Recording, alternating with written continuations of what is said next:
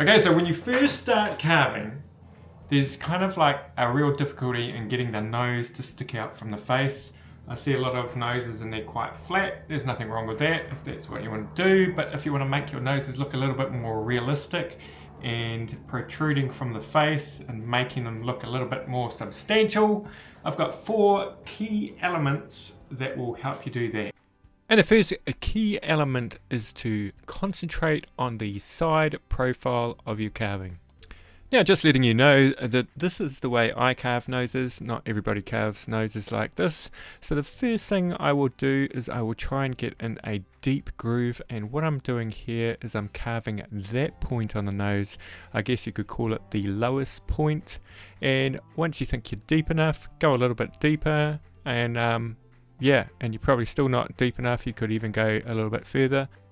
And then I want to plane away those side parts. Now I've put in a little general kind of shape of the nose. I've made it kind of wider than what I want it to be. It's going to slim down from that. You can always make something smaller in power carving, but you can't sort of put it back. Now what I want to do next is I want to put the angle of the nose in. So we're going from that part to the tip of the nose. And if you find the angle isn't steep enough, go back up to that bridge of the nose and take that back a little bit further, and then redo the angle and just do that until you get a good angle on that nose. And the next step in the process is just really taking that forehead back from that red line where it is now and take it back further so it's sort of more in line with the bridge, but just a little bump there. Yeah, I can see the nose is looking just like a ramp. I'm not worrying about the side parts or anything like that. All I'm doing is trying to make it a flat ramp and look at the angle of the nose. And once we have that angle right, we are on a good track to getting this nose looking perfect. And the next tip is concentrating on the eye socket. So we've got the angle of the nose going on. The next thing we want to concentrate on is that depth of the nose to the corner of the eye, and this will make the nose look like it's protruding a little bit more from the face.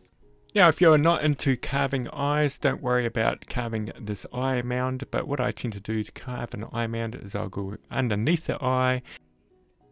You can go rather deep with these cuts, especially if you're carving those wood spirits and you want that sunken eye look. That looks really quite nice on the old wood spirit. So I'm using the Kutzall taper burr there, and if you want to check out the links in the description, they are affiliate links, so I get a little bit of a bonus when you buy something, but you also get 5% off. So you can sort of see there how the nose is starting to stick off with that eye socket going back. And the next tip I have for you is to make the cheek a little bit further back, and so this will make the nose protrude a little bit more. Now the first thing you want to do is take that nostril back into the cheek, and you can sort of see me, I'm just working that line going into the cheek, and then the cheek actually falls back from the nostrils. You can feel it on your own face. If you sort of like touch your own face from your nostrils, the cheek actually falls back from that. And here is a good example of that. So if we look at it from the front, the cheeks kind of look level with the nose. But if we look at it from a different angle, it's really just falls away from that nose. And here is another example of it on a female face. You can sort of see that cheek really falling away from the nose. Now, there are exceptions to this, of course. Father Christmas is one of them. And the final tip is the upper lip, or that part in between the upper lip and the nostril. We can see it there. Now this actually falls back much like the cheek does. So we got that point there, the highest point, and then that falls back. So we can see it there on the carving on the right as well. Now with all this falling back kind of scenarios, the nostrils actually sit further back than that middle part of the nose.